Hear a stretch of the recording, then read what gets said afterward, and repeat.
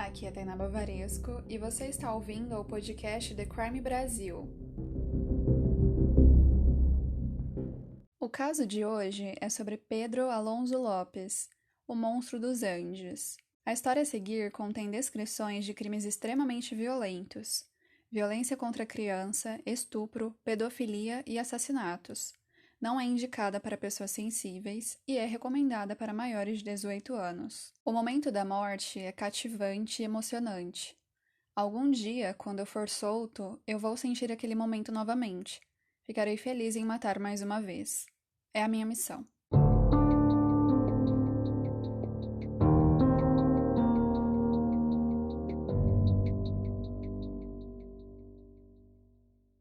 Pedro Alonso Lopes nasceu no dia 8 de outubro de 1948 em Tolima, Santa Isabel, na Colômbia. Filho de Benilda Lopes e Midardo Reis, Pedro teve uma infância difícil. Sua família era humilde e, após seu pai ser assassinado na porta de sua casa, com cerca de 6 tiros, sua mãe passou a trabalhar como prostituta. Como a casa era pequena e ela cuidava dos filhos sozinha, atendia aos clientes com as crianças na casa. O que separava o cômodo em que ela trabalhava do cômodo em que as crianças ficavam era apenas uma cortina de pano.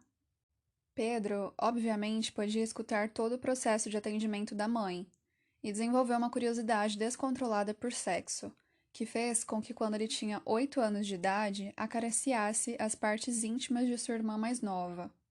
Benilda acabou flagrando Pedro, que, segundo ele, em entrevistas posteriores, sua mãe o expulsou de casa, mas na versão de Benilda, ela diz que ele fugiu.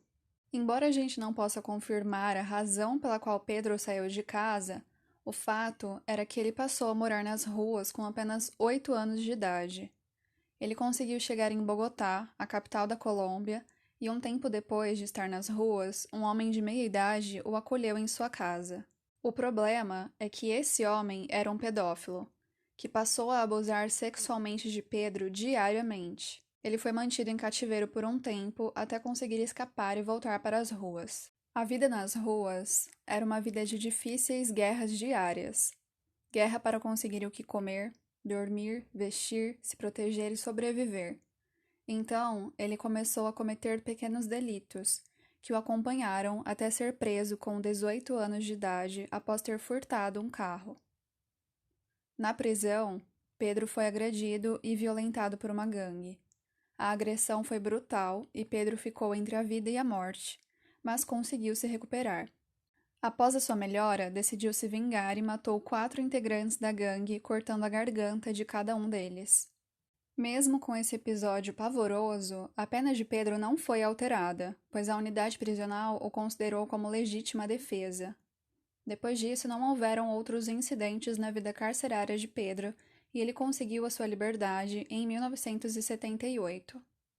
Nas ruas, novamente, Pedro se mudou para o Peru, mas não tinha casa, então ele vivia como um nômade, sempre se mudando para lugares remotos.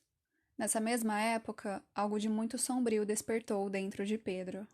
Sua infância totalmente caótica e desajustada, as experiências difíceis das ruas, o abuso sexual que sofreu na infância e o último episódio de violência e de agressão que sofreu na cadeia desencadearam em Pedro a vontade de matar. Ele nunca havia matado antes, mas gostou da sensação quando cortou a garganta de alguns dos membros da gangue que o agrediu. Por isso, ele passou a caçar novas vítimas. De acordo com as investigações posteriores, foram apontadas pelo menos 3 crianças mortas por semana pelas mãos de Pedro. Ele buscava por um perfil específico. Eram sempre meninas, entre 8 e 13 anos.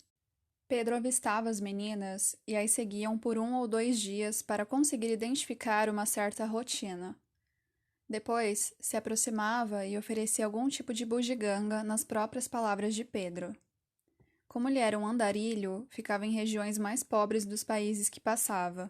Então enganava essas meninas dizendo que o que ele estava oferecendo ajudaria a mãe delas. As meninas acreditavam e o acompanhavam até um local em que ele julgasse ser seguro para realizar as suas fantasias sexuais e fascínio em matar. Pedro contou em entrevistas que passava a noite espancando e estuprando as garotas, e só as matava pela manhã, estranguladas, porque gostava de ver a vida se esvaindo por seus olhos, e o contraste do nascer do sol fazia com que tudo ficasse mais bonito. Além disso, ele gostava de amontoar os corpos de pelo menos 4 vítimas para fazer uma espécie de chá da tarde bizarro. Momento em que ele conversava com os cadáveres como se eles estivessem vivos. Depois ele os enterrava e seguia para outro local em busca de mais vítimas. Pedro matou mais de 100 meninas em cada país que passou. Ele disse que buscava por meninas que ajudavam suas mães ou que estivessem pedindo alguma coisa na rua, normalmente pobres, e disse que meninas equatorianas eram mais gentis e confiáveis, mais inocentes e fáceis de manipular. Segundo ele, matava para salvar essas meninas, pois o mundo era cruel demais e a inocência delas estaria preservada se ele as matasse até os 13 anos. Se estivessem mortas, elas nunca iriam perder sua inocência e não teriam que enfrentar uma vida de pobreza. Em sua cabeça, ele era uma espécie de anjo salvador. A polícia do Peru, Equador e Colômbia passou a investigar o desaparecimento de muitas meninas. Mas como Pedro era um nômade que ninguém conhecia, nunca permanecia tempo suficiente para se estabelecer em um local e nenhum corpo foi encontrado, a polícia acabou considerando que se tratavam de desaparecimentos provocados por atividades de prostituição e exploração sexual infantil. Mas em 9 de março de 1980, em uma feira livre em Ambato, no Equador, Pedro acabou se aproximando de uma garota, achando que era mais uma criança sozinha que estivesse pedindo dinheiro ou ajuda. Mas ela era filha de uma feirante que estava no local e viu a abordagem. A mãe da menina imediatamente correu na direção em que eles estavam e gritou para os demais feirantes do local segurarem Pedro. Ele foi levado para uma delegacia, mas não falou absolutamente nada num primeiro momento. Após passar um tempo na cela, um padre entrou para falar com Pedro. Ele o acalmou e eles rezaram. O padre, na verdade, era um policial disfarçado, que conseguiu fazer com que Pedro confessasse todos os crimes que havia cometido. A polícia não acreditou que ele pudesse ter matado tantas garotas. Então ele levou os policiais nos túmulos de 57 vítimas que ele se lembrava de ter enterrado próximo daquele local. No post do blog, se vocês quiserem ver, tem a foto desse momento.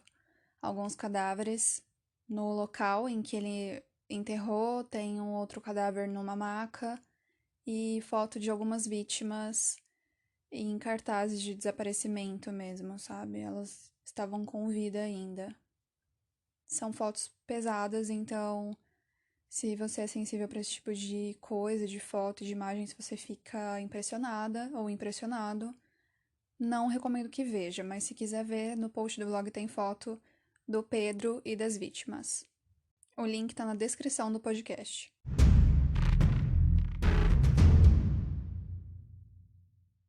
Como naquela época, a pena máxima para homicídio no Equador era de 16 anos, Pedro foi condenado oficialmente pela morte de 110 meninas e preso. Ele passou 14 anos numa prisão no Equador e foi deportado para a Colômbia por bom comportamento, onde passou mais 3 anos num hospital psiquiátrico.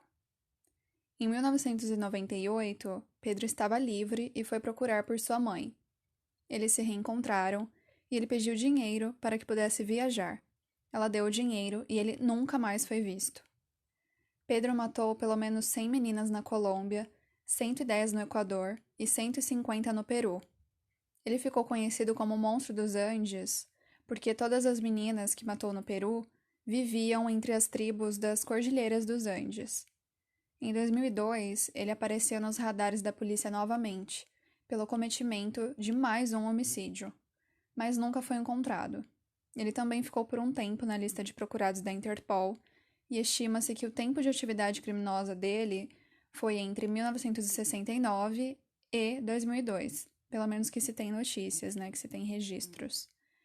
E estima-se que ele tenha matado mais de 350 garotas, embora tenha sido condenado oficialmente por 110 assassinatos. Ninguém sabe seu atual paradeiro, mas se ele estiver vivo, tem 72 anos de idade.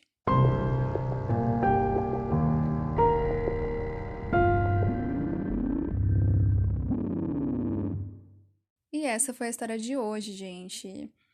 Esse é um caso bizarro, eu fiquei pasma que não tem tanta divulgação, não é um caso tão conhecido. Eu mesma nunca tinha ouvido falar, eu só fiquei sabendo realmente pesquisando pro podcast, né, pro blog, pra escrever a resenha. E assim, eu fiquei em choque que ele matou praticamente 350 garotas, crianças. E assim, a gente parece que fica meio preso aos assassinos em série dos Estados Unidos ou da Europa e não olha mais aqui, né, pro Brasil, pra América Latina. E tem muito assassino em série próximo da gente, né? Então, eu vou trazer mais casos assim pro podcast, pro blog, porque acho que são casos que precisam ser debatidos, né? As pessoas precisam conhecer. Outra coisa que é muito bizarra de se perceber é que ele é uma pessoa que ninguém sabe, ninguém faz a menor ideia de onde ele esteja, se ele continua matando, se ele tá vivo, se ele morreu e o que que ele tá fazendo, onde ele está. Então, isso acaba deixando esse caso mais assustador ainda, porque é uma pessoa extremamente perigosa que deixou claro em entrevistas no tempo que ele ficou preso e no tempo que ele ficou no hospital psiquiátrico que ele mataria novamente. E o caso dessa semana, né, de quinta-feira, que vai sair quinta no blog, é sobre um caso brasileiro. Então, fiquem ligados, vai sair o podcast na segunda que vem. E agora o podcast também está no YouTube. Hoje, exatamente hoje, está saindo o podcast da Bonnie e Clyde no YouTube e esse daqui nas outras plataformas, né? Spotify, Anchor, Google Podcast e nas principais plataformas de podcast. Ai, gente, eu tenho uma novidade pra contar pra vocês. Eu já contei lá no Instagram algumas semanas atrás, mas eu esqueci de contar aqui no podcast que agora o The Crime é parceiro Amazon. Então, eu tô deixando o meu link da Linktree aqui na descrição. Tem todas as minhas redes sociais, o link do blog e tudo mais, inclusive da Amazon. Então, se vocês quiserem comprar livros sobre true crime, livros de serial killer e livros no geral, assim, desses assuntos que a gente trata aqui no The Crime, compre pelo meu link, porque é uma forma de vocês apoiarem o meu trabalho e apoiarem que eu continue gravando o podcast.